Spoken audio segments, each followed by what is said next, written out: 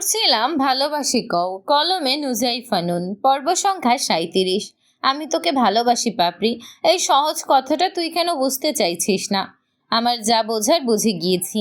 কি বুঝেছিস বল, আমিও শুনি। এই যে, আমি আপনাকে ভালোবাসি না, আমি আপনার সাথে থাকতে চাই না, কিন্তু আমি তোকে ভালোবাসি। বাকিটা জীবন তোর সাথে কাটাতে চাই। প্লিজ একটু বোঝার চেষ্টা কর, অবুঝের মতো করিস না। এবারে আমি কিছু বললাম না, আয়েশ করে বিছানায় গিয়ে বসলাম। পরাগ ভাই কঠিন দৃষ্টি নিক্ষেপ করলেন। আমি ডোন্ট কেয়ার ভাব নিয়ে ইউটিউবে গিয়ে তাসনিয়া ফারিনের রিসেন্ট ভাইরাল গানটা চালু করে দিলাম। যেমন সাইবেরিয়ার তুষারপাতে সবুজ ফসল ফলবে না, তপ্ত কোনো ভর দুপুরে চাঁদ কখনো জ্বলবে না, তেমন তোমার জন্য আমার মন কখনো গলবে না। তোমার জন্য আর কখনো আমার এ মন গলবে না। পরাগ ভাই আমার দিকে তেড়ে আসলেন। আমার দুই বাহু চেপে ধরে কঠিন গলায় বললেন, ইয়ার কি করছিস আমার সাথে? আপনি কি আমার বেয়াই লাগেন যে আর কি করব? গানটা আমার ভালো লেগেছে তাই বারবার শুনছি। আমাকে কষ্ট পেতে দেখে তোর খুব আনন্দ হচ্ছে, তাই না? এরকম আনন্দ তো আপনারও হয়েছিল যখন আমি কষ্ট পেয়েছিলাম। পরাগ ভাই মুহূর্তেই থমকে গেলেন। আমার কথাটা হয়তো তার বুকের ভেতর কোথাও বিঁধে গেল। শক্ত করে ধরা তার আঙুলগুলো আলগা হতে লাগলো। আমি চোখ নামিয়ে নিলেও অনুভব করলাম তার দৃষ্টি আমার মুখের উপর স্থির হয়ে আছে। আমি ধীরে ধীরে তার চোখে রাখলাম। তিনি দৃষ্টি সরিয়ে নিলেন না, বরং চোখে চোখ রেখে করুণ গলায় বললেন, ফুপিকে কথা দিয়েছিলাম তোর কোনো চাওয়া অপূর্ণ রাখবো না। তুই যখন আমার সাথে থাকতে চাস না, আমিও তোকে আটকে রাখবো না। জোর করে হয়তো সংসার হবে, বাচ্চা কাচ্চা হবে, কিন্তু জোর করে কখনোই ভালোবাসাটা হবে না। তুই আমার থেকে মুক্তি চাস তো? খুব শীঘ্রই মুক্তি দিব তোকে। আগামীকালে লয়ারের সাথে কথা বলবো। যত দ্রুত সম্ভব তোকে ডিভোর্স দিব। ডিভোর্সের পর তুই কানাডা যেতে চাস, যেতে পারিস। আমি তোর কানাডা যাওয়ার ব্যবস্থা করে দেব। আমি স্তম্ভিত হয়ে গেলাম। পরাগ ভাই কি বলছেন এসব? আমি ডিভোর্স চেয়েছি বলেই তিনি ডিভোর্স দিয়ে রাজি হয়ে যাবেন? এ কেমন ভালোবাসা তার? মানুষ ভালোবাসার জন্য কত কি করে, হাতে পায়ে ধরে মাটিতে গড়াগড়ি খায়। কেউ কেউ পাগল হয়ে পাবনা গিয়ে বসে থাকে।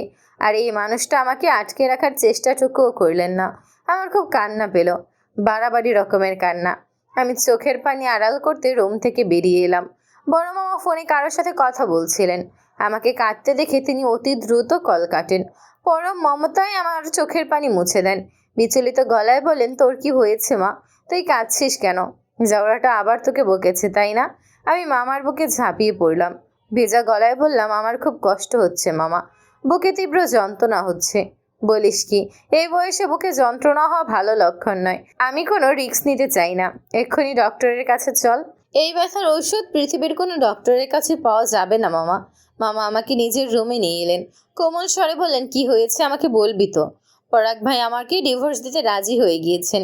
আগামীকালে নাকি লয়ারের সাথে কথা বলবেন। আমার কথা শুনে মামা ঘর কাঁপিয়ে হাসতে লাগলেন। আমি কিছুটা হচ্চকিত হয়ে গেলাম। চোখ মুখ কুচকে বললাম, এভাবে হাসছো কেন? আবার পাগল টাগল হয়ে গেলে নাকি? আরে বোকা, পরাগ তোকে ডিভোর্স দিতে চেয়েছিল ঠিকই, কিন্তু এটা তার মুখের কথা, মনের কথা নয়। সবার অগোচরে তোকে যেমন বিয়ে করেছিল, ডিভোর্স দেওয়ার হলে সবার অগোচরেই দিত। ঢাকঢোল পিটিয়ে সবাইকে জানিয়ে ডিভোর্স দিত না। আমার ছেলেকে আমি ভালো করেই চিনি। ও হচ্ছে ট্রেনিং প্রাপ্ত জাউরা। ছোটবেলায় একবার ওর স্কুলে হেডমাস্টার ওকে বিনা অপরাধে মেরেছিল। জাউরাটা কি করেছিল জানিস কি? হেডমাস্টারের চেয়ারের নিচে হেগে এসেছিল।